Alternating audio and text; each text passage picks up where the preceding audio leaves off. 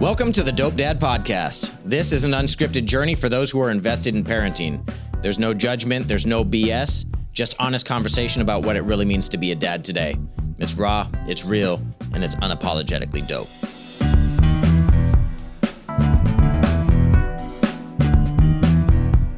What's up, everybody? Welcome back to another episode of the Dope Dad Podcast.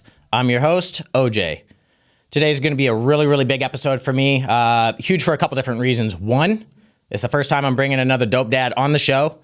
And two, who that dope dad happens to be. So I've got probably 5 or 6 years history with this person. I want to introduce a good friend of mine, owner and operator of Coutinho Sauce Company, Jacob Coutinho. What's up, my man? What's up? Good to see Chilling, brother. Likewise, man. Thanks for being here, man. Thank you for having me, man. So this is a long time coming for me, man. You know, the show, since we've been talking about it, bro, has always been about having dads, chilling, connecting, talking about parenting, and primarily parenting little girls. Oh, yeah, for sure. You know what I'm saying? Yeah. So it's funny how this whole thing came to be, because you're the reason I'm in this studio. Oh, stop. Come on, man. Real talk, man. So for the audience and anybody listening, Jacob and I have worked together in kind of an indirect capacity. The restaurants that I represent and have worked at for a long time carry this brand, an amazing brand. We'll dive into all that stuff, but I stand behind this. But nonetheless, that like kind of forged our partnership, sure. You know, through the business. And then organically, like we would just connect, right? Yeah, like you're at the bar, you're hanging out, you're dropping off product, you're checking in, making sure things are good. But every time I stopped to talk to you, bro, like it was always real. It was always authentic. It wasn't like surface level bullshit. You know what I mean? Like you would check in, and it wasn't about like, you know, the ordinary things that you think a dude would check in on. You're like, yo, what's up with your family? Some life stuff. Yeah. How's wifey? How are the girls? What's going down? Yeah. Like, what's a crazy story that popped off recently? So, well, and it's funny. I wanted to say that too. Is that that was kind of when we started talking about it. Was the one thing is you don't realize the impact you had on me when I had my daughter, because we knew each other actually before my daughter's 6 now. Yeah. And you were having 3 daughters, and every time I talked to you, like it's right away when I was like, "How's the family?" It's like, boom, wife's like this, little one's doing this, and just kind of telling me how it was through the going through the motions of the different ages and having multiple kids, and you know I was wrapping my head around it. So you were a big influence on me, in as far as like dealing with the parenting and kind of what to expect. So I appreciate you from that aspect, and it's cool to see you doing this, because it's only right. Thanks, bro. It's only right. Yeah, it's cool, man. I remember reaching out to you. And talking to you about this, bro. Like one thing about you, your energy is always like very positive. You're motivated. You're enthusiastic. I've never seen you like downplay some shit or like speak negatively about something. You always you're very optimistic. It would appear, right? I try, man. And so honestly, you know, like you would always get a pulse, and you're like, hey, what's up with the podcast, man? You doing this? What's going on? You were always very like motivated to encourage me to pursue it, which meant a lot to me. And then you hit me up one day. It was just a picture of you holding a business card. Yeah. And it was for Podwork Studios. It was a different name then, but rebranding. And I was like, oh, hell yeah. And you were like, hey, my daughter goes to school with this kid's dad. Yeah. And I was like, hell yeah, I'm going to do something with this. Yeah. And then life happens, you know, like it always does. Always, you know what, like 3 months later, you know. But that's when I got excited. When you hit me back and you were like, boom, this is what I'm doing. I've already got a couple in the can. And, this is, you definitely, I want to have you out here. He sent me, kind of the outline. And I was like, he's really, a lot of people you talk to them, they want to do this. And I always try to because I know how it is. It's just the step of just, the first step is always the biggest, you know what I mean? It's just the actual doing the physical, putting it together, whether it be, drawing it out on a vision board or whatever. And so for me, like a lot of people I've talked to, they want to start businesses, do this and that. And I always am encouraging, I like to see people win, you know what I mean? Like that's kind of what motivates me, is to see that, that kind of helps me keep going, other people's ambition, you know what I mean? That's why I always have a collaborative spirit. I always try to, kind of see the best in everybody and in their intentions, but not everybody can rise to those intentions. And I usually invest a little more time with people who I know are really, are the type to kind of follow through. And so when I saw you, I mean, it was sooner than I thought it was going to be, to tell you honestly, because you got a lot going on. I mean,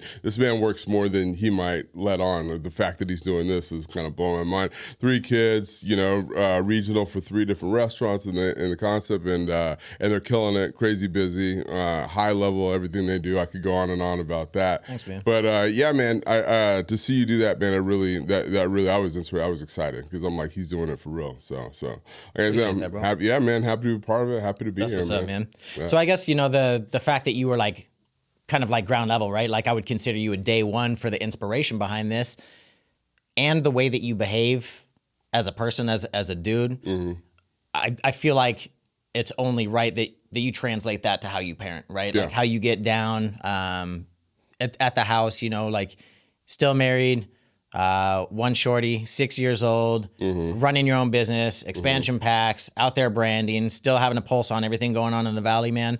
But your positivity and your motivation is what's like probably the most attractive. Yeah. And so I wanted to get in front of you and get in front of the camera, man, and just talk to you about like how you get down from parenting, man. Like dadding is man, it's something else. It's a lot, right? It's a lot, man. It's one of the first things I used to tell my wife was like, I used to wonder why you would meet people. You meet random people when you're socializing. They'd be like, "Do you have kids?" It's like the first thing they ask, and I'm like, "No kids." And then they just kind of like, "Oh, okay." And then you start to realize, like, once you've gone through that, it's like, oh, that's it's a coming of age type thing because life is never the same. You don't know what to expect. I used to say the most asinine things like, when I'm a dad, when I have a parent, like, no, you don't. No, you no, you're not. What was my plan have no idea exactly. So, that was kind of my approach. I mean, I guess I always try to kind of do that, not to put too many constraints on myself because I like to accept failure. Failure is just a part of what happens. We try, we fail, we try again. So I didn't want to be like, oh, I'm going to read this book and that book, and this is going to be my style. I'm going to be a gentle parent. I'm going to be this. I'm going to do only organic foods. I'm like, look, my parents, I was born in 1976. My parents, they didn't have organic food. Yeah. 76, bro. What? Yeah, they're like, here's the bottle of the jar of Gerber, and have at it. Yeah, bro. Bologna sandwiches. Yeah, man. So I've always tried to just kind of look at it with an open mind and treat it as this is a person. You know what I mean? Like it started from a young age. Though they can't communicate with you, they're really receiving everything that's going on in the world. So it's a lot of like, you start looking at yourself, but you don't really do it. To me, it's been evolving as she's been getting older. You know what I mean? The beginning is just so stressful, like 0 to 6 months. I couldn't tell you what happened. Yep. I couldn't. Sounds about right. Barely remember what happened. You know what I mean? But then, as you start getting up to the communication level, and then there's like, school starts and separation. And so, my approach is to try to be easygoing. I try to be a balance with my wife and myself. My parents split when I was 4, so I didn't have a household with 2 parents in it. So, and we try to remind my daughter, because she goes to school, a lot of kids don't have. It's a 1-parent household. That's how I grew up. It's pretty common. Yeah, it's very common. So, I think sometimes she doesn't realize that it's a good family structure for her. And it's different for me, though, because now I've got to work in an environment where we're both parenting, but I have never witnessed that kind of parenting in my life as far as when I was growing up. You know what I mean? So it's all kind of new terrain. It's crazy, man. There's so many things I want to like tap in on what you just said, bro. Like it's interesting raising children in a dual parent household because I was raised by my mom when my mom and dad split, right? Yeah, same. And so I think I have like a interesting kind of, I guess, like emotional attachment to like the female side of things, right? Like I don't have all these like masculine features and shit, like I'm gonna like conquer this and conquer that, I'm like I'm a little bit more like easy, finesse, delicate, communicate, use words, speak, show empathy and stuff like that. So I think that's like a bonus for me, right? Like that I've got kids that I kind of already have that kind of, I don't know, I guess like backdrop. It's interesting you say it because for me, I think it was, I still had a relationship with my father, but there was still like that angst, but I kind of went the other direction. I wasn't I kind of got like separated my emotions and I wasn't really in tune with my emotions. So that's one thing with having a daughter that I've really had to like reel in myself of like how to approach things more gentle, how to not just be like, this is it. Explosive, you know what I mean? I got a short temper, dude. And like, that's one thing too, specifically like with my middle daughter, man, like, bro, we don't realize how bad we fuck our kids up until it's way later in life. You know what I'm saying? And so like, because we're still dealing with it. Precisely. And then we become like, the conversation at a therapy session, and I'm like, damn, I didn't realize that. But I want to be so proactive that like, I catch myself slipping and I correct myself slipping. Yeah. You know what I mean? And so with my middle daughter, like she's just like me, bro. Yeah. She's like a spitting image, like personality, everything. Yep. She's just like a little bit cooler than me. Yeah. But like, dude, like she'll do something or she'll act up and like I lose my temper immediately. Like I don't know why, bro. It's like I'm looking in the mirror, you know what I'm saying? And I see myself for sure. And like I'll say something or I'll do something and I'm like, fuck. Yeah. Why did I do that? Like, why did I say that, man? Like, and then it's hard to walk it back. You know, you're like, okay, how do we both learn in this scenario? You know what I mean? But that's the thing I looked at too, is like, I approach it as like, you know what you want to raise your kid like, right? You know, ultimately, at the end of the day, we all want to be good people. Inherently, we want to raise our kids to be good people, right? We want to teach them what's right, how to be kind. And that was kind of all my approach with parenting. I'm like, I'm not going to, obviously, I don't want to do what my parents did, right? And I haven't really witnessed the right thing from anyone else. I don't have time to sit here and go through a bunch of other people's ideas of how to raise their kid.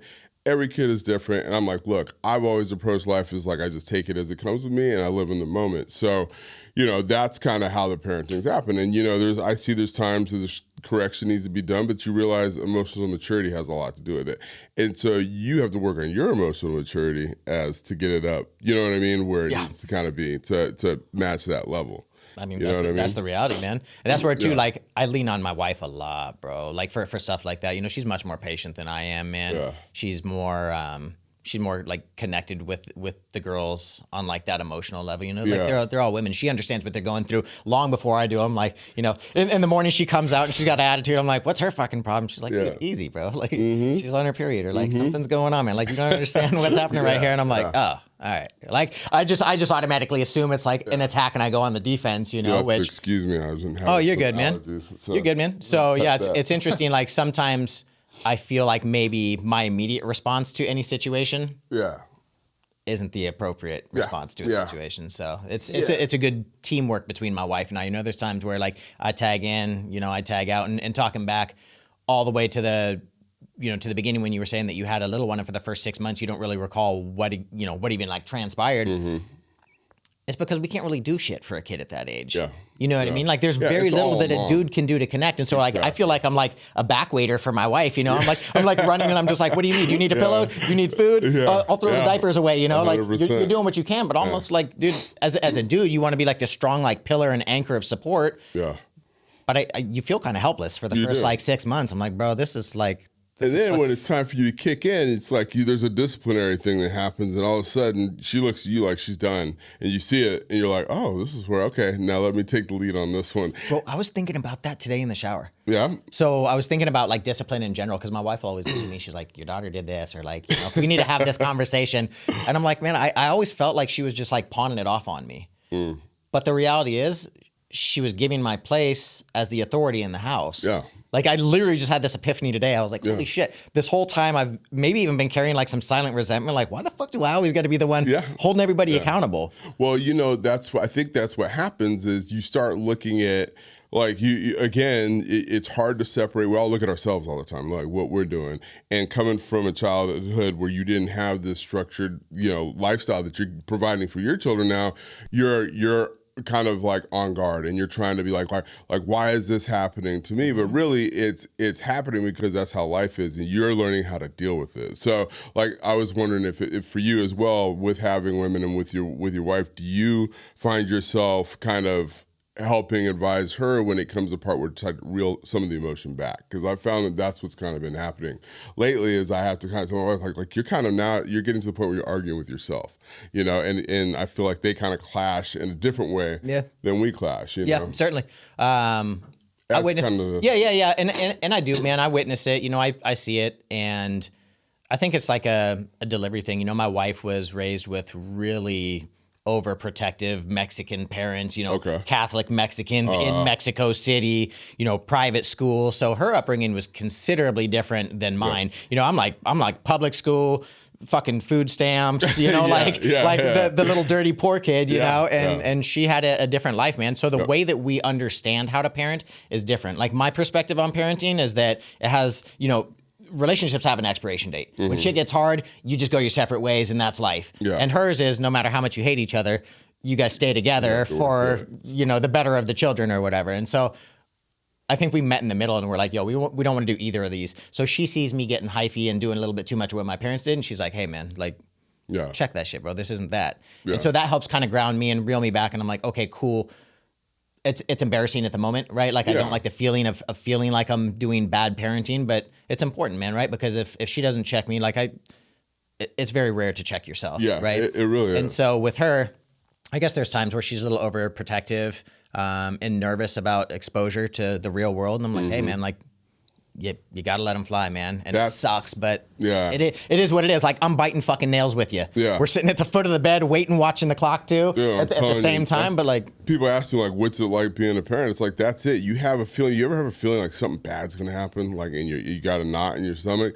It's that to different degrees, 24 hours a day for the rest of the time that this child's alive until your days are done, you know? Because, and that's, I think, a lot of what I struggle with in parenting is letting them grow up and kind of, you know, so we do some overnights at the grandparents. Like, you do want a break, but it's weird. It's like, as soon as you get the break, then you miss them, right? And then they come back and you're like, oh, I get to see them, and then they act up. And then you're like, well, now I want to send you off again. But it's just that there's a point, like I talk to people who have, you know, obviously, I had children a little later, so people who've kind of sent their kids off already. And I'm like, man, how did you do that? Like, it's hard, but you just get to that point where life starts, you know, going in that direction. You know what I mean? Yeah, it's crazy, man. I embrace the independence. I like the fact that my children have their own identities now. Yeah.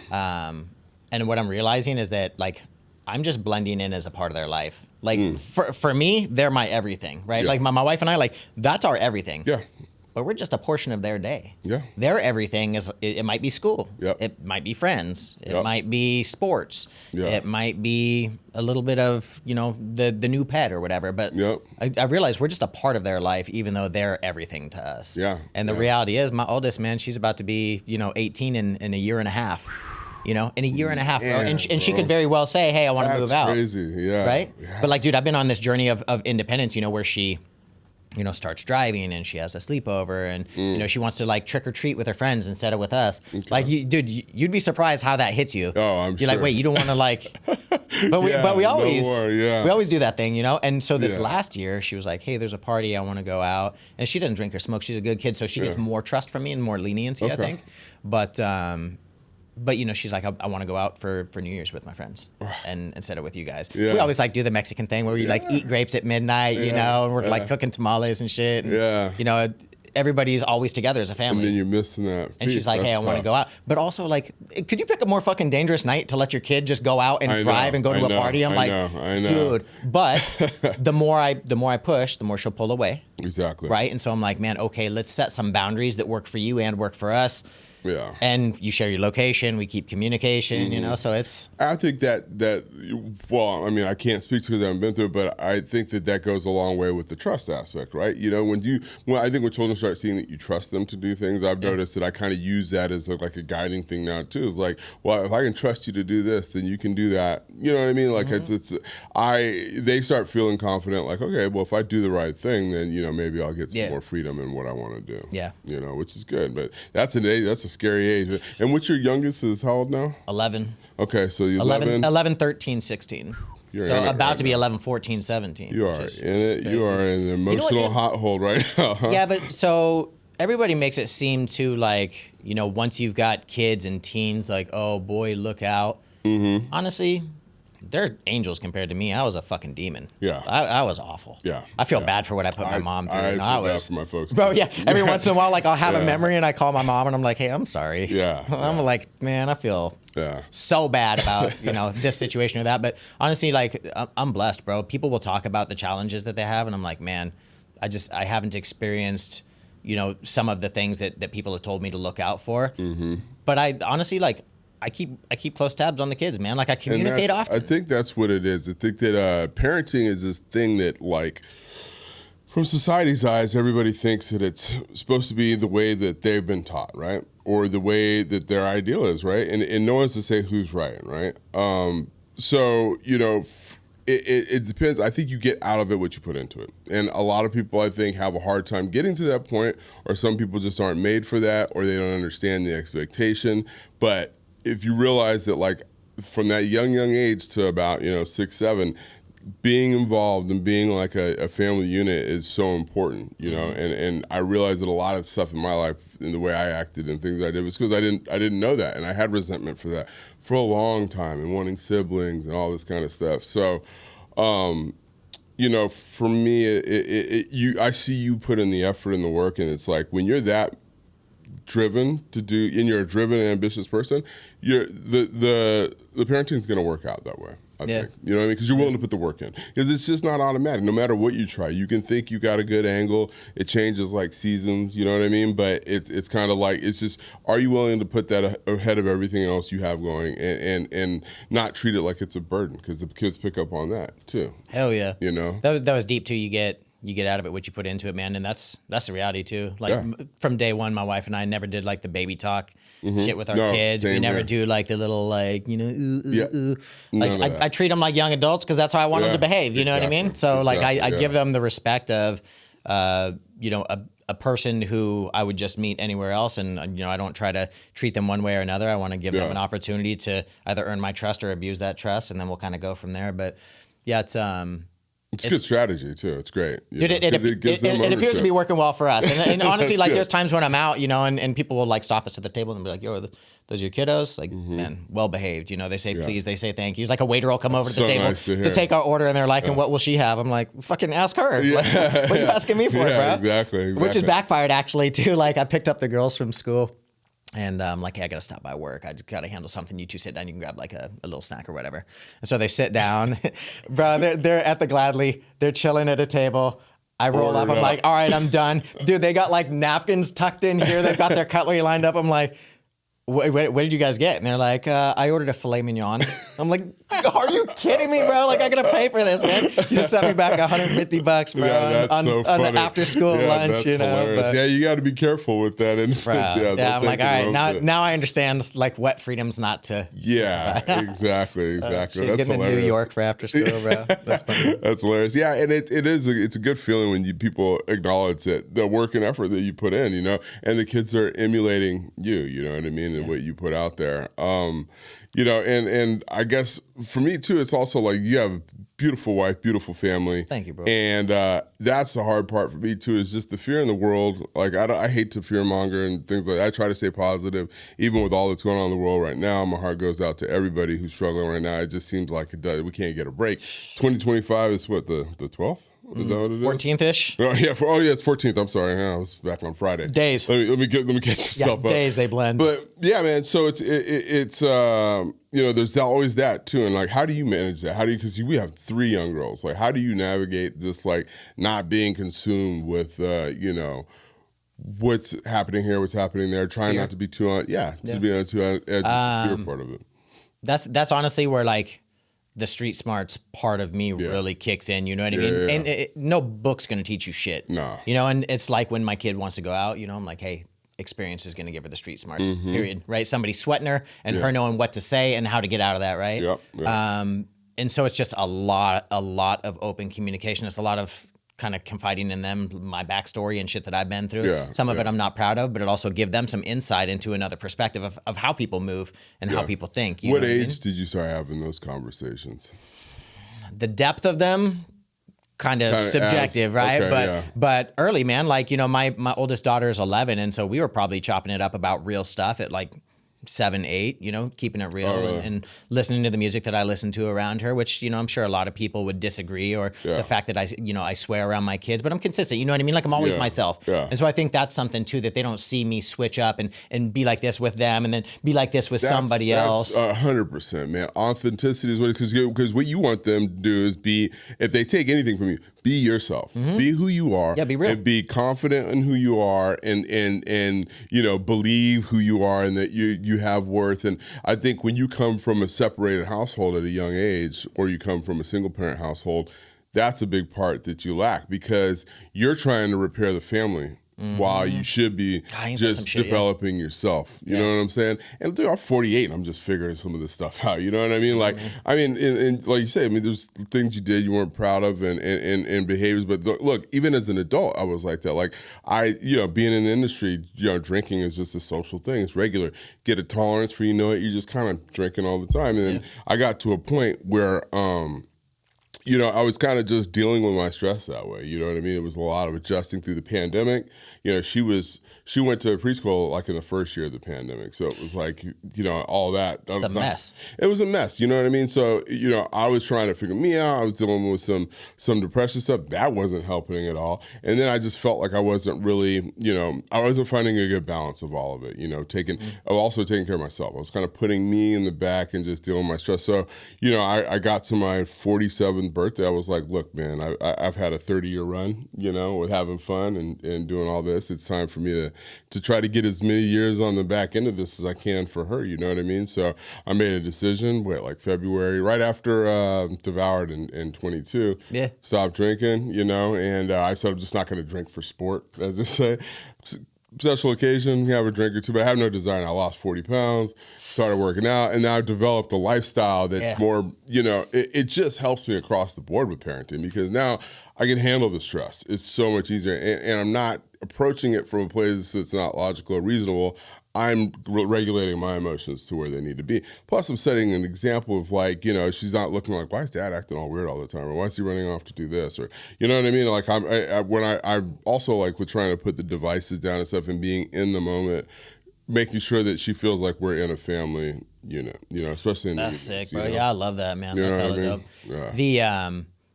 The drinking thing for me was huge, man. I'm sober. I have been. I got my 15 year this year, and thank you, bro. Appreciate that, man. That's no small thing. But for me, man, like I'm learning now how to not turn to drugs and alcohol to escape something that I'm struggling with facing. Like life hasn't gotten easier by any means, but it's more manageable, right? Like I'm more cautious of how I step to finding resolution, and I face issues, and I do it clearly and calmly without being reactive, right? Like I'm a little bit more structured and proactive, man. It's helped so much to obviously save my marriage, and you know what I mean? Like that's big too. I know how that shit ends, I'm like, I see the path, either be it a dad who, is so upset about how the world did me dirty and I can't see my kids and I should drink to that, or I sober the fuck up and I face stuff and I'm like, hey man, like I've got a problem and these things are challenging, but I'm going to face them anyways. And I'm going to do it with dignity and respect and integrity. And the ability that like reassurance it gives your wife to know that you're on point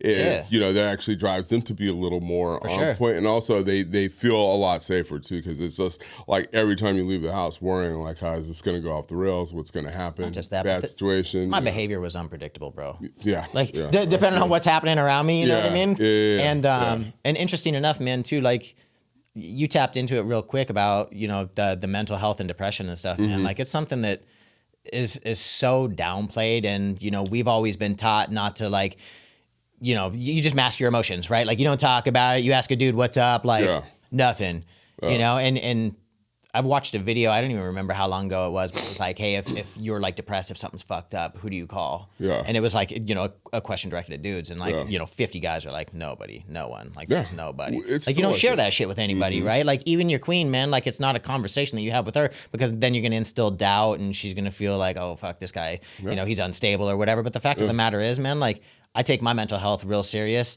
And I actually just signed up, bro. I'm gonna be doing some therapy stuff too, man, and trying to like unearth like what I can to learn about how why I am the way that I am, and how to be the best version of myself for my queen and for my kids. You know what I'm saying? I think that's the best investment you can do into yourself, is just being aware, being self-aware. Totally. Something that when you come from, maybe not, and I'm not saying that everyone who came from a structured household has it easy or great. You know what I mean? It's just, I think it's just one of those things. It's just it's another hurdle that you have to work on and trying to figure out yourself. I think that's a lifelong journey. Is everybody's trying to kind of figure out how to be the best version of themselves. Yeah. And sometimes you get stuck at points, and if you're not willing to work past that point, you got stuck, then you can't have the expectation that things are going to get better. Facts.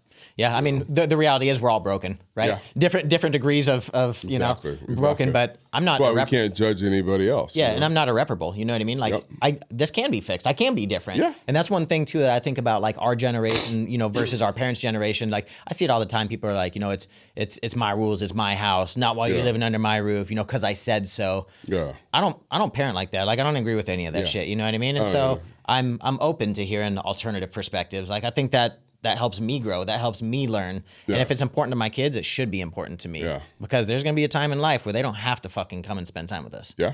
And I want them to want to come spend time with us, not be like, yo, I don't want to hear his shit. Yeah. Or like, I know he's going to fucking judge me if I say this or if I do this. And well, and you have to be so consistent with having 3 too, because now they're all watching how you're dealing with each individual. Totally. You know what I mean? Totally. And so that was the other thing I was going to ask you is kind of, speaking of that, how do you deal with kind of, how was I going to put that?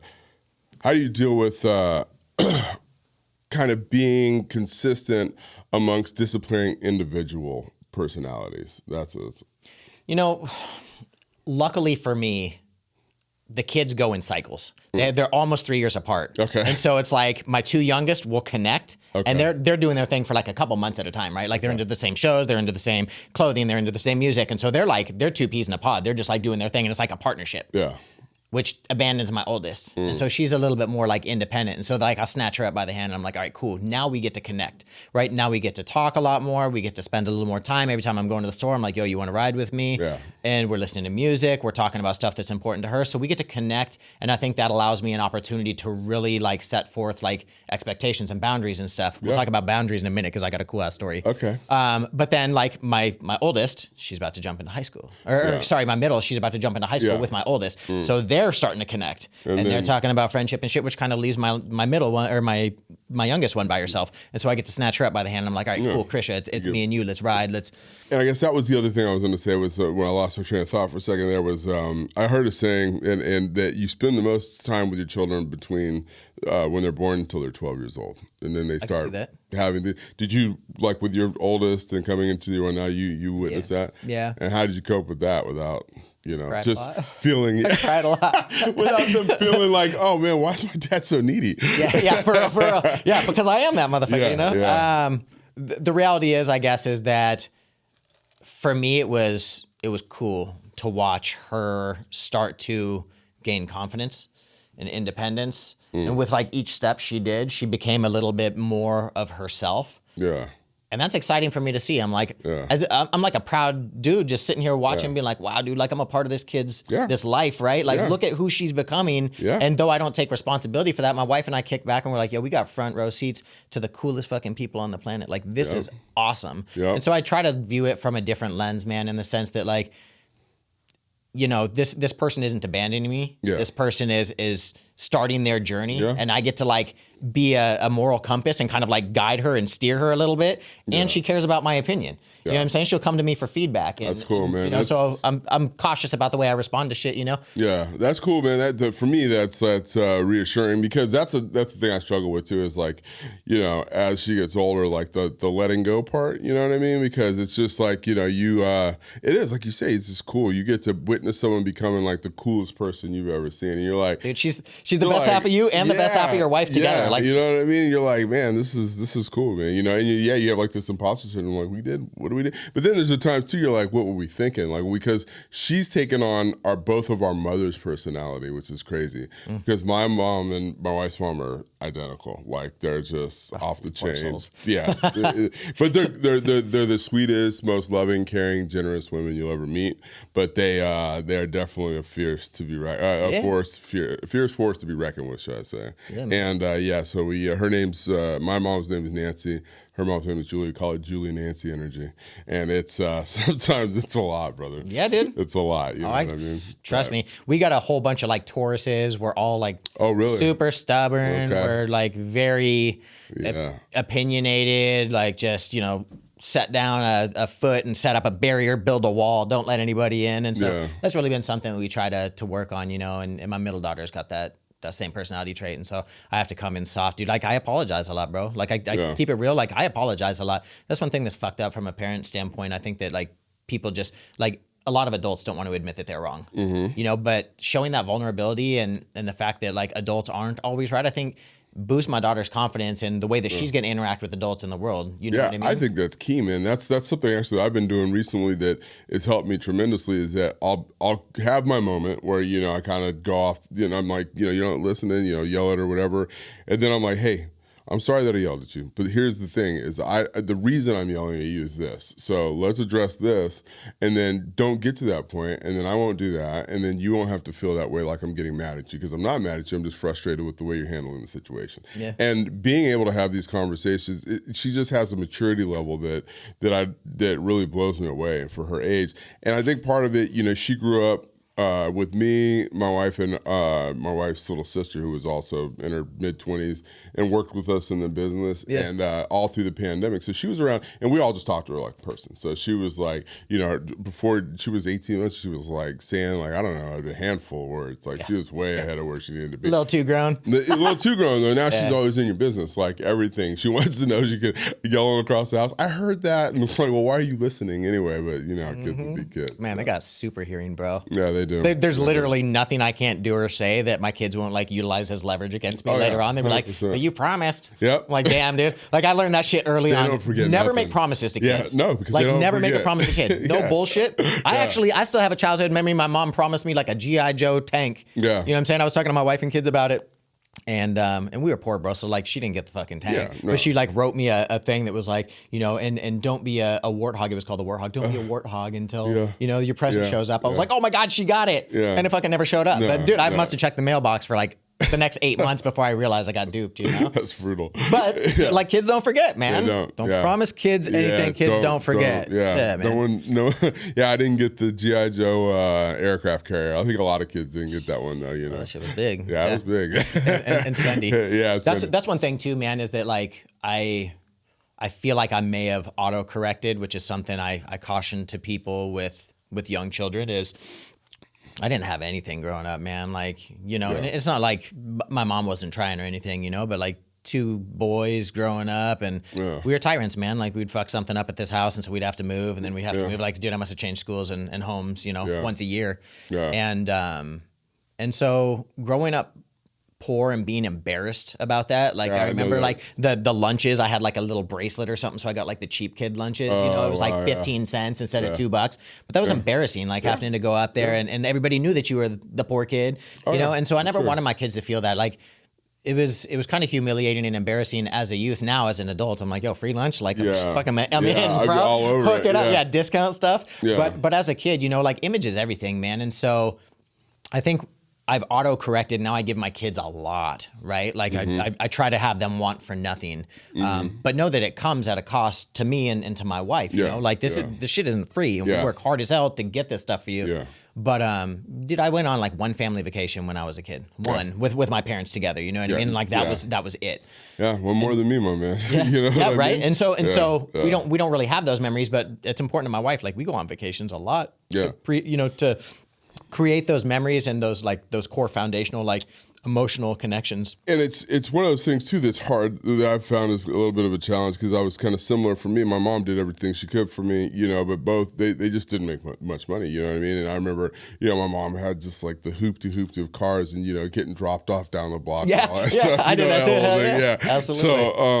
So I tried to explain to her too that being that you got to appreciate the lifestyle and the life that you live, because not everybody has it that way. For example, and I'll let her share some of the things in my life, and like you say, it comes in tears and it's subjective. But I'll share some things, and then she gets all sad. She's like, "I'm sorry, Dad. I'm sorry you didn't have that." And it's like, I'm good. I have $10 you can have. Yeah, exactly. I'm like, no, but I want you to understand and appreciate, everything that we do to work hard and put you first. Yeah. What I mean? The autocorrect's crazy though, bro. Like, there's been times where I'm like helping clean the bedrooms, because that's like a whole nother. Bro, I'm sorry, but I have exempted. Now you're with 3 shorties. I got 1, and the playroom has been this point of contention where I said, look, you need to clean this thing up and you need to take care of it. Her grandma comes in and saves her, and her mom saves her. I refuse. I've told them, that's on you guys. You work on it, but I refuse to be a part of it. That's where I'm at now. The thing is too, man, like, so having girls you assume. Like girls, they're beautiful. They're always well put together, man. You know what I mean? They're feral, bro. Yo, bro, it's a fucking lie. It's a lie. I've been duped. It's a lie. I know your secrets. You're duped. Dude, from bathrooms to bedrooms, I'm like, yo, this is worse than like a fucking dude. This is like a porta potty at a rave, man. What is happening in here? Like, what is this chaos? Yeah, the thing is girls dupe you on that. The women dupe you with that. You need to go and visit them when they're not expecting you, and then ask to use the bathroom. You'll be surprised. or don't, bro. You will not like what you find. No, it's all jokes. All jokes. I'm not trying to get in trouble for that. No, most girls, not mine. Yeah, not ours. Of course, not ours. Man. Yeah. You know, so we were talking a little bit about boundaries, and dude, so this is crazy. My oldest daughter, I remember vividly when she set a boundary with me. Like really? First boundary, bro. That it was earth shattering. Okay. It was crazy and really cool too. So we were like driving. She always got shoddy, you know what I mean? She normally wants to run aux because she wants to listen to whatever music and stuff. And I think like naturally I would just like reach over as a sign of like, hey, I'm here, get her attention or something like that. I would like just like grab her leg right here, you know, like right above the knee where it like kind of makes you like do that. Yeah. And one time I reached over and I like grabbed her leg like that, and she like did that, and she was like, and she like gave this look, and I was like, are you good? Like, what's up? And she was like, I don't like when you do that. Like, it's super uncomfortable. Oh. And I was like, damn, bro. Like, I was like, boom. I like pulled over the Jeep because I was driving a Jeep at the time. I was just like, yo, okay, like, talk to me a little bit more. She's like, I don't like it, man. Like, it doesn't feel comfortable. Like, it doesn't make me feel good. I don't like it. Like, just, I don't want you fucking touching my leg right there. And I was like, understood. Like, absolutely, man. Like, I'm okay with that. Like, I'm a little embarrassed that I didn't know that. You know what I mean? Like, I'm trying not to get defensive, right? Because immediately it's like, oh, I was just playing with you. Yeah. Or like, oh, why are you being like that? You know? Look, the way you did it's like how you're supposed to handle it, man. Like, and a lot of people don't because of the way they're raised. Is that you address it and you get to you're like, okay, well, let me hear about it. Not like, oh, get over it, or oh, it's not that big of a deal. Exactly. So if it's important to her, it's important to me. Exactly. She had the courage, bro, to tell me that she didn't like something that I did. Right? Like that's a big step for her, man. That's a big step for me too, you know? And so for you to be able to acknowledge it. Well, I hear her out, I'm like, yo, that's awesome. Like that's a good thing that you feel comfortable setting a boundary with me. Like, I will respect that boundary. Like, I'm not gonna do that again. And I want you to keep that. Like, I want you to keep that energy. You know what I'm saying? Like, don't ever let somebody, especially a dude, like put his hands on you or make you feel uncomfortable and make you feel away, you know what I mean? And not say something, because that showed tons of maturity for me, you know what I mean? Like, emotional maturity and the courage to say something and like set that boundary, bro. Like, she's hella confident, and I watch the boundaries she sets with people now. Nice. And I wonder if that was like a foundational, like pivotal point for her or something like that. You know, like, I don't want to take credit for it because she was the one who initiated it, but I remember that, man. It was like, you know, kind of like, oh my God, my little girl's like, she's becoming like a young ass woman. Yeah, I'm, man. I know we're hurtling to that, but you know, that's huge, because that's where you really getting, you know, that's where you're getting the money out of it, is that you gotta deal with the uncomfortable stuff, and that's kind of what I think is one of my biggest fears, is like when we get to that age, that coming of age, it's like I'm gonna be a lot alike with my wife. Like, here, she deals with a lot of the emotional stuff. You know what I mean? Like I said, I've been really great with the emotional side, but you know, that part is my hats off to you, man. And again, see, you're giving me insight as to kind of what to expect and kind of how to feel about it and how to address it, man. And I really respect that about you, man. I appreciate you sharing those things with me. Appreciate that. Know? Yeah, I mean, and always having these type of, this is really just an extrapolation, if you don't know at home, of just the conversations we have on a regular basis for the past almost decade. You know what I mean? For real, man. Absolutely. Yeah. Yeah, it's interesting. I guess, like, you know, the whole like sex or period talks and stuff like that, you know, like we're hella open, right? Like we're easy to talk to. So I'm like, oh yeah, I'll handle that conversation. Like, when the time comes, fuck no, I won't. Bro, are you kidding me, dude? Like, there's nothing worse than talking to my kid about sex. I'm so uncomfortable right out the gates. I walk in with a plan, and I'm like, so I'm gonna get your mom. Like, dude, like, it's stay right there. I'll be right. Yeah, it's really uncomfortable. It's tough, man. It's you know, it's different, bro. And no matter how prepared you think you are, the reality is, man, like, it's different, bro. It's different anatomy. It's a different emotion. I think the kids are pretty uncomfortable. Like, as my older daughter, you know, now she's almost 17, man, we can actually have like real conversations, and it's not uncomfortable or any of that stuff. But as a young girl, when it's like you're trying to talk about, body changes and stuff like that. Also, like, how the fuck would I know? Like, I don't know anything about that, you know? Exactly. So it's, you know, but my wife, she, you know, she always packed like a little bag with like, you know, the kind of emergency kit and stuff. And all 3 of them have been used now. So like my house is hella real. You know, I've got 4 women who are close to being like same cycle stuff. Yeah, it's crazy. And I remember like, you know, each one when it happened and kind of my response to that is like, it was deep, man, because I feel like that's really letting go of like a childhood innocence. Like once that happens, they've stepped into a realm of a young adulthood that I'm like, man, you can never get that back. Yeah, I think that's that thing of like you talk about like which one of your biggest fears about parenting, and that's it right there. It's just like every year they get older, it's more of like, okay, now it's going to be, you know, they're starting to find out what the world's about, and you're going to have to start addressing these things, and you know, it's just losing the innocence.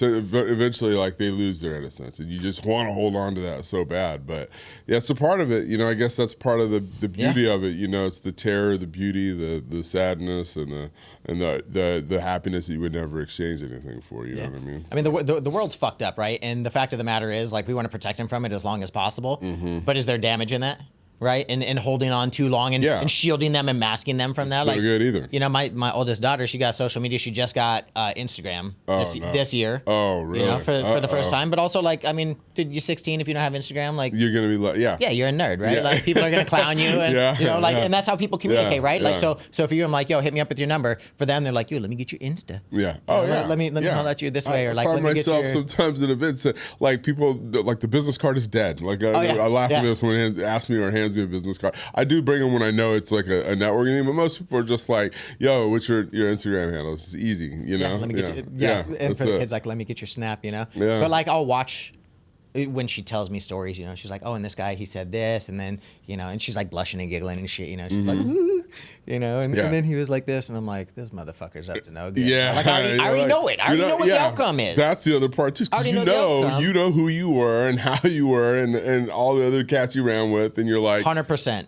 You know. The fact of the matter is, if somebody tells me it's hot, don't touch it, I'm touching it. Yep. Like, I'll be the judge of that. Like, how hot, right? And so I know that's how I know that's how the majority of the people that I've experienced learn is by experience, right? Yeah. And so I'm like, hey, man, I got to let her run it, you know? And like, she's got to get a broken heart and she's got to make a shitty decision. She wrecked her car twice already, bro. Oh, no, really? Not bad. Just like, you know, just fucking like scraping across stuff. And I'm like, dude, the second time she did it, bro, I was hot. I was so pissed. I'm like, yo, I told you to pay attention. Yeah. What are you doing? Like, how is this possible? And then I like calmed down a little bit. She started crying. I'm like, dude, come home. And I talked to my wife. She's like, hey, calm down, bro. She's embarrassed. She called you right away because she needs you to like tell her it's okay. You know what I mean? And I'm like, it's not fucking okay, you know? But the fact of the matter is, it is okay, bro. It's a material item. You know what I'm saying? Like, she's okay. Yeah, it's an inconvenience. It's not like it was a head-on collision or something. Like, most important. So I called her back and I was like, hey, I'm sorry. Like, most important, you're okay. I love you. I'm not mad at you. I'm frustrated with the situation. Yeah. We obviously need to continue to work on parking. You know what I'm saying? We need to work on parking. I'll commit the time to doing that. Enjoy the rest of your day. I don't want to fuck it up with you know, this little scrape on a car or whatever, which wasn't little, but it's neither here nor there. And I didn't fix it for her. Yeah. You know, I'm like, yo, like, if you want to fix it, how about it? Fix it. Yeah. Right? Like, she works. Yeah, you get it done. Know? I'm like, spend a couple racks on a door. You're trust me, you're going to drive a little bit safer. Well, you can't get all the fun stuff you want to get. But that's exactly it. It's the acknowledging it, being able to apologize. Like, we react in the moment sometimes. Not, you know, even with your wife, you got to do it. You know what I mean? It's all right, let me reel it back. You know what I mean? And especially like in business, it's a tough thing because, you know, you've always got to take the higher road because, you know, people will take any like weakness and just put it against you right away or, you know, try to make it seem like you're coming from a place of not like understanding. You know what I mean? So emotions got to really be in check. Yeah. You know what I mean? Yeah, it's tough, man. Yeah. So you said both mother-in-laws or your mom and your mother-in-law are involved, semi-involved, a little bit? So my mother-in-law is involved because they live here. Okay. So she will go over and do overnights. It's she thinks the world of her, loves her. It's like she was with her Sunday, she slept with her Saturday night, Sunday, and then she came home Sunday afternoon and was like exasperated, crying because she missed her already, and she already asked to see her a couple times this week. And it's good, but it's tough too to see her be so upset about that. But it's great that she has that. Same with my mom when she comes in town, but they live in Colorado, so it's like once every 6 months she comes out, usually around the breaks. Do they talk in between those 6 months? Is there like constant communication, FaceTime and stuff? FaceTime has been cool, man. It's just like that's the thing I try to tell my daughter too, is like, because it's hard for me to relate. We've gotten so used to how the evolution of technology is just taking us here, and we kind of adjusted. But we were in a generation where we didn't have any of that. As a kid, it was like, a camera. Like, anybody got a camera and take a picture? And then she's like, take a picture, Dad. You're like, take a picture. I want a video. Let me see that. Oh, let's do another video. And she already knows too much. And I'm like, and there's no turning back. You know what I mean? And I think so it's hard for, you don't want to be that person that was like, when I was a kid, it was like this, but you're like, you got to understand, When I was a kid, it was different. Yeah, I know you think you know everything because you see so much, you get so much information, but understanding something and knowing something are completely different. It's cool though. At least she has that connection with grandparents, man. Like I didn't have like a real strong connection with either side. You know what I'm saying? And so I think that, dude, that's hugely important, right? Like you got multiple generations of people involved, and like that does as a grandparent. Like I'm gonna be a grandparent someday. I hope, you know what I mean? Yeah. I can't wait to be a grandparent, bro. Like I can't wait to see like my kids' bro. Are you kidding me? That's wild. Yeah. That will be pure magic. You know what I'm saying? Yeah. And so I don't know, man. Like I really value the fact that grandparents want to be involved in the youth. There's obviously a massive gap, and they'll never like connect on some shit. And it's funny because you see your parents, like my dad's like now he's involved to the level like when I was little, I didn't see him like that. You know what I mean? He was, but everybody's in a different stage of life. But he's always like, I'm coming down every 6 months to see her. He doesn't want to miss out. Yeah. And I think that's super cool, man. The way that they bring the family, the gravity they do to bring the family closer. Yeah. And they say it takes a village because I think that's what it is we're supposed to be in that type of cultural situation, is that the family should have a reason to come together and to help raise the next generation. And I think that's a big disconnect we have going on in our world right now. And I don't know, we don't want to get too far off the rails, but that's it. We've lost a sense of community. We're more isolated.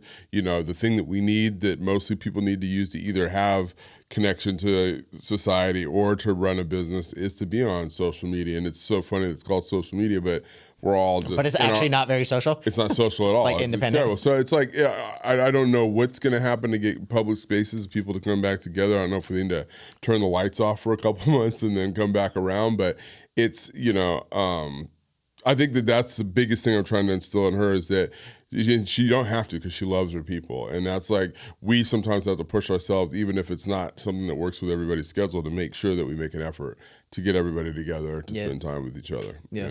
It's cool. That's where it's to like, put down the tablet, you're coming to work with me, like help me put labels on this. Yeah. Like, hey, we're going to write some envelopes. Why don't you put the addresses and then put the stamps on them and stuff, right? Like, bring your kid to work day. For my kids, that's like one of their core memories, bro. They're like, I love going to the restaurants with you. Yeah. They would like help set stuff up, or, count the money, and, whatever they could do to feel like they were like parenting, or not parenting, but like adulting, was like, it was really impactful for them, man. And, the social aspect of it. I had talked in another podcast, like anytime I'm doing like a meeting or something like that, I try to bring the kids. I want them to see what it's like to engage and interact, and how to like to manage people and to be a leader. You know what I mean? It's like, it's funny because my daughter got in this one point where she was like, "Are you the chief, Dad? Like, at your company, are you the chief?" And I'm like, I guess you could say, I'm the chief. I am. Yeah, and I'm like, I'm the chief. And she's like, so you're the one who tells everybody like what to do. I'm like, I'm the one who tells myself what to do. And then. But then she would start to get to ride along and drop off product and pick some things up, and just kind of doing some of the runaround stuff. And then there'd be times where the car would be full of boxes, and she's like, she thinks it's so cool when she's going to school and there's boxes everywhere. And so I know that's a core memory for her too, and getting to see kind of also me like involved, like a lot of people at the school kind of knew who I was through the business. And I remember one day she came home and she was like, Dad, she's like, my teacher said that you should, our people that should know you because you do the hot sauce. And I was like, yeah, she probably knew, you know, something about it. But she was like getting the gravity of like, wow, my dad's known for this thing. And these people are telling me about my dad. And she didn't really get it. And then she starts understanding like, oh, you know, and so I think it's kind of cool too, because my wife always worked for herself and her mother did. And when I met them, that's the first time I'd seen families that had just been entrepreneurs. Both my parents have worked jobs their whole lives. Yeah. So, you know, and that was something that just, I never fit in that. I worked every job under the sun, from washing tables to construction, you know what I mean? From bussing tables. I started in restaurant business, you know, bussing and dishing, but I've done, you know, car washing and, you know, the whole deal, you know. So, you know, it's cool to show her that, you know, you can make something for yourself as well. You know, you don't have to just follow the structure that's out. Which is what a lot of school really pushes on you, is like, yo, worker bees, fall in line. Yep. You know, there's very few schools that even talk about like finance or anything. No. And at the charter school that they were going to, Great Hearts, starting in 11th grade, they taught like a finance class as an elective, which was really fucking cool, because they would basically give every, you know, group of 5 like a theoretical, you know, $100,000, and then they would actually like follow stocks and show them how to like invest and how to move that money around and when to pull out and stuff. And so at the end of the year or the end of the quarter or whatever, they'd be like, all right, cool, whichever team, you know, ended up investing in the right stuff, and what was your methods and what was your movements here, which is really cool, because I'm like, yo, my parents didn't even know that shit. Like they never taught me financial responsibility or freedom or saving or anything. Yeah. You know, so I don't know. I think it's definitely something that we talk about a lot. You know, my daughter, she's, you know, always exploring and doing art and stuff like that. And then, you know, I caught her doing some hustling and shit. You know, she was like doing art, and she'd like find out what people want pictures of, and then she'd like sell them for a couple bucks. You know, I'm like, she's hustling at school, bro. Got like a little side project. She's like, I made like $70. I'm like, $70? Really? Like, damn, dude. That's what's up, man. That's cool. So she's already got like a cool, like forward thinking mentality without even really like being pushed on her. You know, it's just, it kind of. Yeah. And again, it comes back to you having the kind of family structure where she's confident enough to explore those things that she wants to do, and to just take it on her own accord to like, oh, look, and put the pieces together. And that's all you can really ask for, is the way I'm seeing it now. You know what I mean? Yeah. So I'm sure it'll change as time goes along, but you know. What's it like at the crib, man? So your wife's from South Africa. And but she migrated to America when she was like 11 or something. So she pretty much raised here. Yeah, they lived in Illinois, so just outside of Chicago. And then she moved here, I don't know, probably 20 years ago or something. I know that it was a few years before we met, and then we just celebrated our 15th anniversary. So that's what's up. Yeah, good for you, bro. So I got and then thank you. And Luna will be, she's 6 this year, so she'll be 7 in August. And we culturally, it's really, they have their own South African things they do. And so when we go, a lot of times we do the family dinner, we'll go to her mom's house. So she gets to experience that, but it's not like super hardcore stuff. It's just like certain type of like dinner traditions and things like that. And with me, it's always just kind of been, the one thing that we do is my mom has started this thing around Christmas where she gives small gifts on Christmas Eve, and she calls it Happy. It's I guess a German thing. So my mom's German, my dad's from New Orleans. But like I said, they split when I was young. We was never really in tradition. She just did the regular Christmas thing for her. So she's got little things like that. But culturally, I think she'll be very American. You know, just kind of used to what everybody else does. Your wife speak it's Afrikaan? Afrikaans, yeah. Yeah, she does, but not really. It's not something that she keeps fluent, and it's not something that we're like. Grandparents aren't running it when she's over there? Well, her grandparents are passed as well. Oh, gotcha. Yeah. No, I mean your wife's parents. Oh, no. Your grandparents. Yeah, they don't, no. There's no, like, they don't speak it fluently or anything like that. Oh. Yeah. They all just have, like, accents that everybody thinks they're British. You know what I mean? Bro, it's crazy how much Spanish my kids understand. Yeah. They're all, like, they lack the confidence to speak it. But bro, like there's been times, so I'll be on this program called Fluence to learn Spanish. Okay.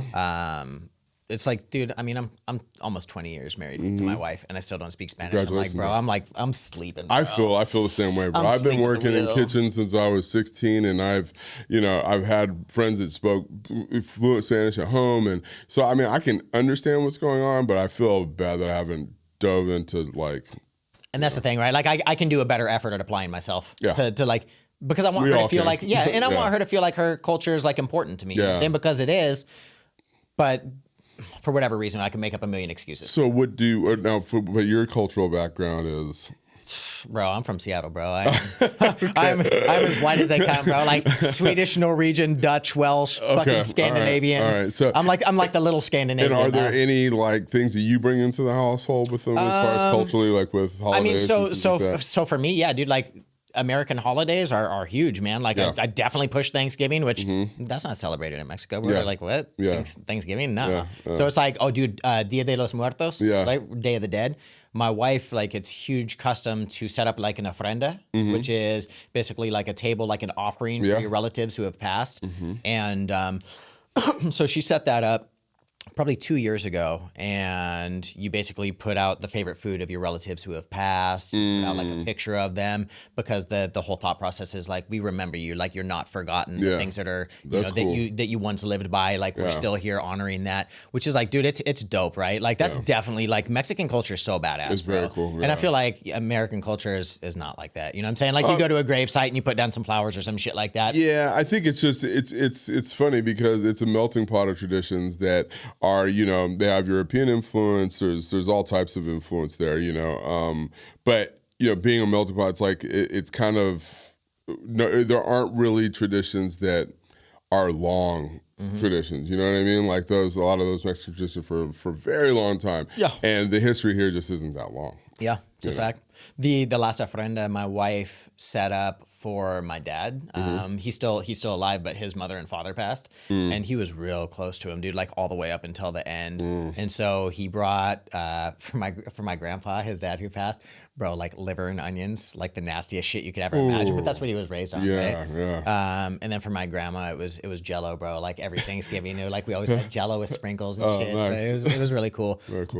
But we set that up, and man, it was so emotional and so impactful and meaningful for him. I love seeing the girls get exposed to that stuff. You know what I mean? Sure. Same thing, like Christmas, on Christmas Eve, we open up gifts over at my wife's parents' house. It's customary to kind of like, they celebrate on Christmas Eve. And so we'll tear it up over there, and everybody just gets crazy off eggnog. And we all like wear matching pajamas and do our thing. So it's like, it's really cool to see them get so excited. And they're like, where are our pajamas? What are we going to wear this year? And we do some of that. We do that as well. We've done that a few years. Her mom is really good. So my wife's mom is very good about making sure that we're all like together, making sure the kids that aren't living in state fly in, and we'll do a couple times we've done the pajama thing. It's so funny because everybody complains about it the whole time. It just becomes a whole thing, you know. Totally, I mean? Yeah. But how is your wife with? Was she like the first child? Was she like, hey, we're gonna speak Spanish and English in the household, or how did that work out? She speaks a lot of Spanish when she's mad. Okay, so she probably speaks a good amount with you, huh? Yeah, often. Love you, baby. No, so Spanish is hugely important, and her parents are like, I mean, dude, they came here, you know, at our age. Yeah. You know, and so they spoke broken English. But primarily Spanish, you know, and so when the kids are everybody's over, like it's all Spanish. My wife at the house, I would say primarily English, just because that's what the majority of us speak in the house. But then like Spanish big time. And now as the kids are getting older, bro, she'll like boss up and she'll like only speak Spanish if they don't understand, bro. Like that like it's Mexican mom, she'll like assert that like that Spanish like even more direct, you know. But my kids do, they understand it. I'm like, what the fuck is she saying? She's like, go get your suitcase against the wall quick. Yeah. And I'm like, okay, this one, you know, is this the one? But like, dude, they understand Spanish like that's that, you know. So I will be very impressed when they speak it and start to like incorporate it into their lives, you know, because dude, I mean, where we live, bro, like Arizona, there's a bunch of Mexicans here, man, and Spanish speaking immigrants and stuff. And so I think there's like tremendous value in being able to speak it fluently. Oh yeah. And and it's cool that their culture is really represented heavily here, and that they can really stay in touch with like, you know, who they are and where they come from. Oh yeah. You know, so. It's important. Yeah. Yeah, we don't go back to Seattle very often. I got family back in Seattle.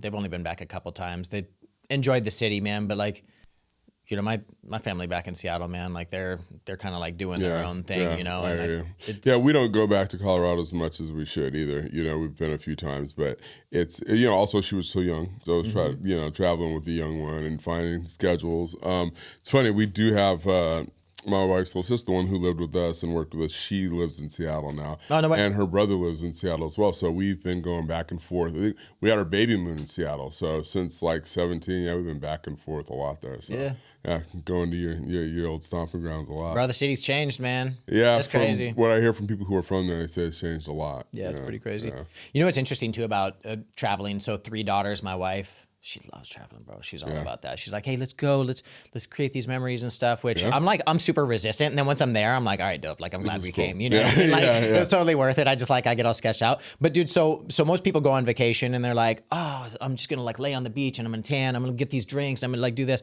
Bro, I'm so nervous, bro. Like, head on a pivot. I like everybody I love most in the world is here. Yeah. I don't know where I'm at. Yep.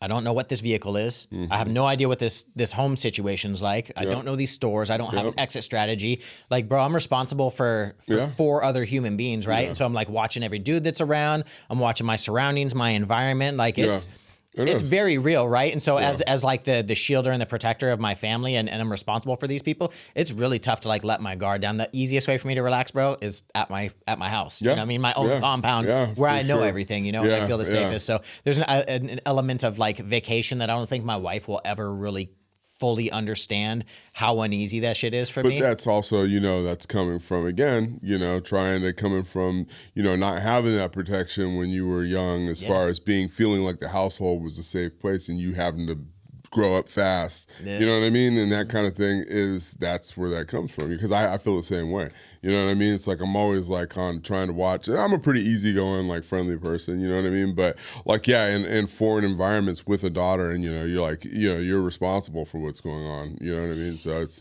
bro. It's just hectic because you just like, you know, freak things happen all the time. And, you know, the world, you got to live too. You can't just be, you know, terrified of everything. But it's a lot, man. You know, for the longest I thought I wanted a boy. But then when I got a girl, I was like, this is cool. I'm glad this is what I got, you know? Me too. I wanted a boy for 2 reasons. One, like, bro, like a little me. Come on. Pretty fucking cool. Yeah. But also the connection between a mother and a son, if they're given that chance, bro, is really special. It's super unique. Like father-daughter. Is like mother-son, right? Exactly. Like there's an interesting dynamic right there that can't be duplicated. And so I really wanted my wife to experience that too. You know what I mean? Yeah. And dude, like we talked about it in another podcast, man. We've had 3 miscarriages, and that's bro, tough, man. That shit was raw. I mean, the fact that you got through those and then still had the 3 beautiful kids you had is like, so there's a lot to, you know, I mean, seriously, to who you are and your resilience and you and your wife, you know what I mean? And it takes, I mean, and that's a part of why that molds your parenting, right? Because it's like now you got to try to convey to your kids, like, you have to cherish life and you have to understand that, like, when we say things are important, this is why, and this is why we do these things. It's not because it's because we've lived life and we've had to go through some things, you know what I mean? So definitely grateful. Yeah, for what I've been given, you know what I mean? Same here, man. I try every day. That's my whole thing, man. Gratitude, not attitude. You've heard me say it before. Yeah, that's it, man. I try to just, you know, and that's what I love when I run into you on our past scrolls, like just on random days, because you bring this energy. It's like, you know, you're attacking the day. You're one of those people, few people I see that, like, no matter what's going on, how much stress they have going on,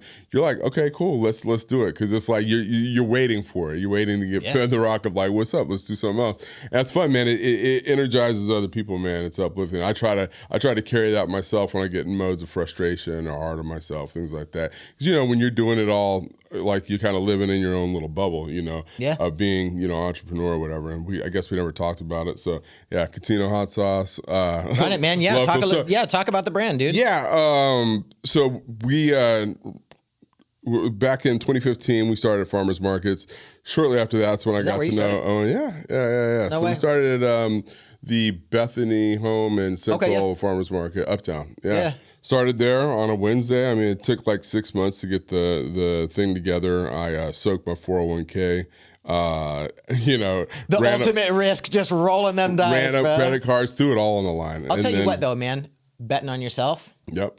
Solid bet, bro. Yeah, thanks, Solid brother. bet. I appreciate that. Yeah. I appreciate that. Yeah, man. So that was kind of how it started, and then just local relationships. I got to know Bernie through Stephen Jones. Mm-hmm. Shout out Stephen Jones. He's the one who bought me my Black Dads Are Dope shirt. Love the shirt, bro. Yeah, and he's been an inspiration for parenting as well. He had his son Noah 3 years before. Yep. We had Luna, and I've learned a lot from him as well. So I've been very fortunate to have a lot of positive and just smart and really good people around me to go through this. A community of people parenting, man. It really is. It really is. Well, so yeah, man, we started farmers markets, and then things just kind of rapidly came together. I don't want to put too much time on it, Right, but, man. I want to hear about it because I love your product and I actually use it, so it's not bullshit. Like I'm down for you to talk. Man. Yeah, for sure. So and then, we got to a position where we started, social media was kind of what blew us up. My wife really knew about it. I didn't really know much. And then before you know it, we met these people at the Heatness, and then we did the Hot Ones show. And then that,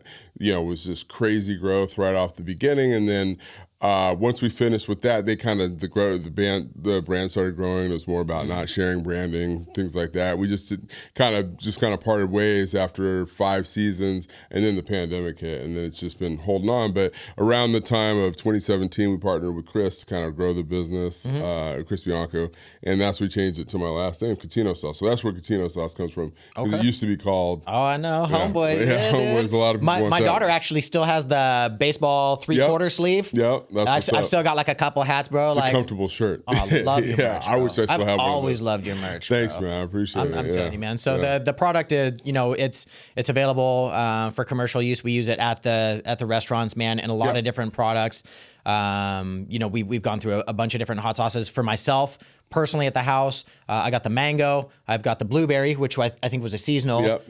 We've got the salsa verde right now, which hits. My wife loves that one, dude. Thank you. The thing that I think I like the most about your product, bro, is that so Mexican culture, it's like a spice fest, right? How hot can you eat it? Nuke your face. The hotter you can do it. Scorpion chilies, the more manly you are. Mm-hmm. So I can't do that shit, bro. I have to tap out. I got a weak stomach, bro. I can eat it, but I pay for it, right? Yeah. And so yours is flavorful and delicious and has the right amount of spice, but I can actually taste the flavors in it, right? It's the perfect blend for me. So it's a good hot sauce for somebody who doesn't want to go over the top. Though I know you offer that with ghost, the ghost options and stuff like that. It's funny you say that because I'm sure being a gringo, they want to test you and see how hot you can go. Yeah. But that's the biggest compliment, and my wife says it too. When an older Mexican lady tells me that she likes my sauce, then that's kind of I'm like, all right, we're in the right place. Yeah, you know what I mean? Man. So and speaking of that, man, we just my philosophy behind it has always been, all fresh ingredients. We try to treat it. It's I treat it like making salsa. We do everything day of, and we don't put a lot of preservatives, vinegar, sugar, salt, a little bit of thyme, some heat, and a little bit of time, and that's what it is. And we want other people's food just to kind of come along and be able to enhance the foods that you have and not really take them over. All these small bottles are available online. You'll find all local AJs. We ship all around. And then the larger bottles are our newer products. So that's the one that works in your world. Yeah. They're using it gladly. Mm-hmm. Citizen, you got wings with it? Yep. Absolutely. And then check both those restaurants out, hands down. They already know. And so this is our table sauce. So this is, again, something that's real approachable kind of for everybody. And this is our local answer to Tapatio, Cholula. So if you're at your local restaurant and they don't have it, and you're in Phoenix, Arizona, or Arizona anywhere, tell them, get that Catino sauce. That's what's up, man. Love it. So. Well, dude, I appreciate you being here today, man. Thank you so much for taking the time. I know you committed to commuting, man. It was over an hour drive. It's all good, Traffic's crazy this time of year, man. But honestly, dude, brother. I really appreciate it. It was so important to me to have you as my first dope dad on the show, bro, because of the way that we connect, because of the way that I know that you parent, and because you helped manifest this, bro. You really pushed and inspired and encouraged me. You know what I mean? So I always appreciate your authenticity, man, and your positivity, man. Thanks, brother. Really, I appreciate you, man. Hey, same thing, and I'm happy to see you doing it. Pleasure to be the first guest, man. I'm honored, That's man. Huge, man. I'm sure we'll have many more as things go down. Yeah, bro. Yeah. Right on, man. All right, man. To everybody out there watching and listening, like, subscribe, drop a comment, tune in, tell a friend. Until next time, keep it real. Thank you for joining us on the Dope Dad Podcast. If you like what you heard, be sure to share it with a friend. You can support the show by giving a like, sharing, and subscribing, and you can find us on YouTube or wherever you're getting your podcast fix. If there's content you'd like to hear more of, please leave a comment. We'll make sure we try to get it in the show. Continue to tune in for more dope guests and real conversation.